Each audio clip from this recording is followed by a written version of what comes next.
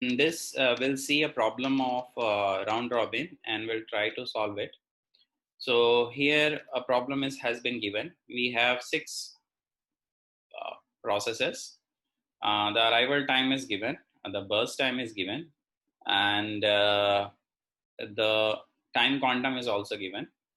The time quantum is 3 here, and at last we have to calculate the completion time, turnaround time, and waiting time here.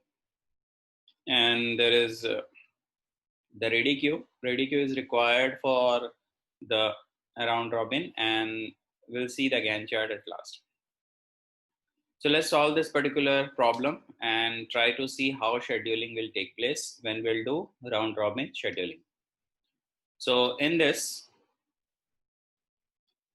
at time t0, if we'll see at time t0, because we doesn't have any process at time t0, so at time t0 there is the CPU will be idle and it will not going to execute any process. Let's talk about time t1.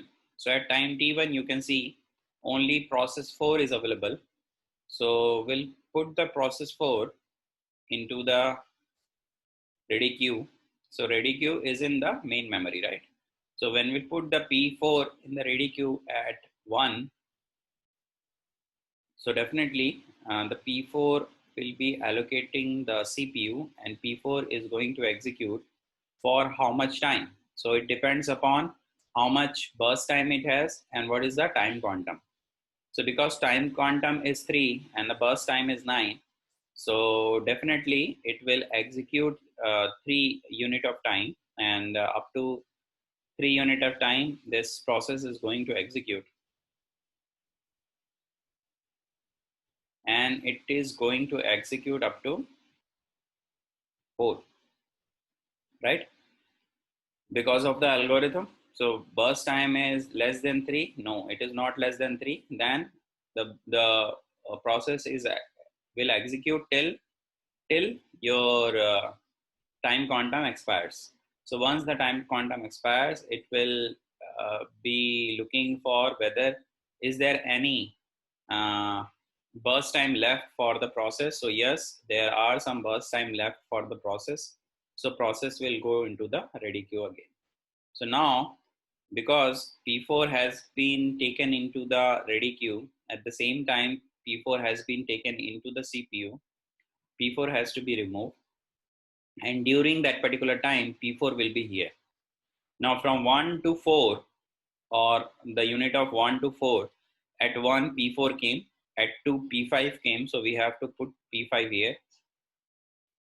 At 3 P3 came, so we have to put P3 here, and at 4 P2 came, so we have to put P2 here. So this is the scenario at time P4. Now, because the P4, the execution of P4 has been finished, and we have checked it that again 6 burst time is left. So what we'll do is we'll put P4 again into the ready queue, right?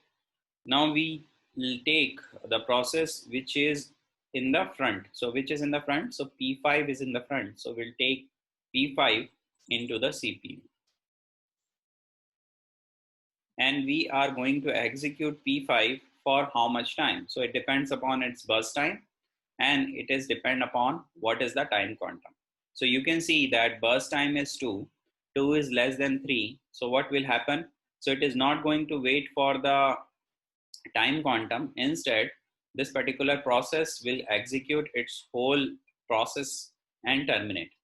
So P5 will execute, because the burst time is 2, it will execute up to 2, and at 6, the P5 will finish its execution and will be terminated.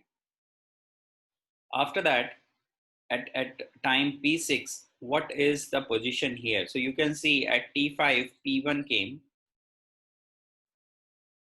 and at time T6, P6 came. So this is your position at time T6.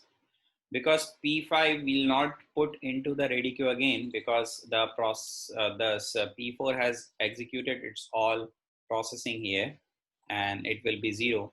So it will go to the terminated state. Now after that, which particular process in the front? So we find out that P3 is in the front. So we'll take P3 into the CPU, right? Now what is the burst time of P3? Burst time of P3 is 7. 7 is not less than 3. So definitely it will going to execute in the CPU till the whole execution of this time quantum. So once the time quantum expire, we'll check how much burst time is left. So the time quantum is 3. So the left burst time will be 4.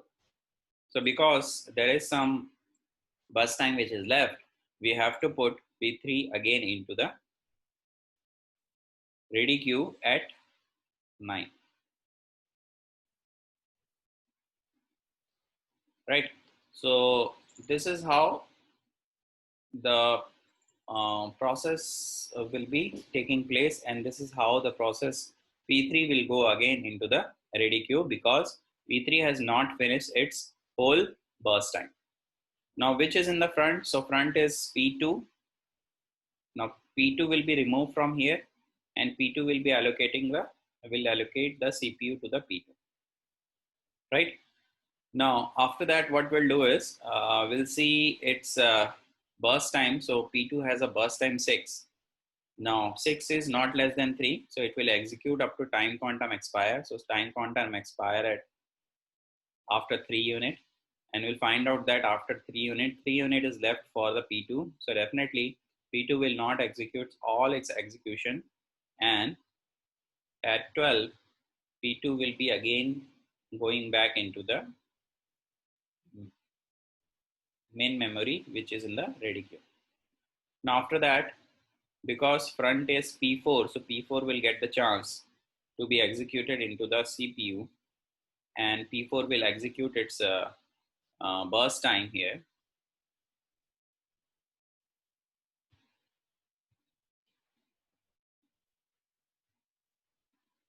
And if you'll see the P4, how much is left? So 6 burst time is left, and we'll find out that 6 is not less than 3. So it is going to execute till time quantum expire. So time quantum expire at again it will be expire at 3 time quantum, and again 3 burst time is left for P4. So P4 at 15 will go back into the ready queue again, right? So this is how it takes place. Now after that, which is in the front? So front is P1. So P1 will be getting the chance to be in the CPU, and it will execute its process. Before that, let's see what is the burst time for that. So burst time of P1 will be, this is the first time it is coming. So it is 5. 5 is not less than 3. So definitely it is going to execute, and the left burst time is 2. So because left burst time is 2, it will again go to the main memory at 18. Now the front is P6. So P6 will get the chance here. And after that, let's go to the P6. P6 again, this is the first time that P6 is coming into the CPU. And we'll see it's P3. Yeah, P3 will execute up to, and I think 1 will be left. So it will execute up to 24, and P3 will again go to the main memory here. After that, P2 is going to execute. So P2 will come here. Burst time for the P2 is 3. So it will going to execute fully, and P2 will execute itself up to 27. And then P4 will come So P4 will come here. So for P4, how much is left? 3 is left. Again, it will go to 0 at 3 burst time. It will be 30. Then P1 is there. P1 has 2 left. So it will execute 2 unit and then it will terminate itself. So P1 will come here, execute 2 unit and terminate itself. At last we have P3 again. So P3 will be executing here. 1 is left only. So it will execute up to 30. So this is how your whole execution take place. Now we'll quickly find out the completion time. So completion time we'll see from the left to right, okay? So we'll find out the first occurrence of that particular process and we'll execute. So the first occurrence of P1 is here and the completion time is here 32. We will write it down 32 for process 1. For process 2, this is the completion time. It is 27. For process 3, the completion time is here, which is 33. For process 4, the completion time is here only, it is 30. For process 5, where is process 5? Yeah, here it is. Completion time is 6. Now, the last one is the process 6. The completion time is here, it is 20. Okay.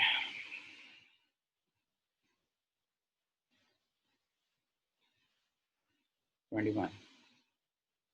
Now the turnaround time is completion time minus arrival time. So completion time is 32, arrival time is 5. So the turnaround time will be 27. 27 minus 4, it will be 23. 33 minus 3, it will be 30. 30 minus 1, it will be 29. 6 minus 2, it will be 4. 21 minus 6, it will be 15. So this is the turnaround time. The waiting time is turnaround time minus burst time. 27 minus 5, 27 minus 5, it will be 22. 33 minus 6, it will be 20, it will be 17. 30 minus 7, it will be 23. 29 minus 9, it will be 20. And 4 minus 2, it will be 2. 15 minus 3, it will be 12. So this is the waiting time for all the processes. Here you can find out the average waiting time and average turnaround time for all the processes that you can find out by yourself.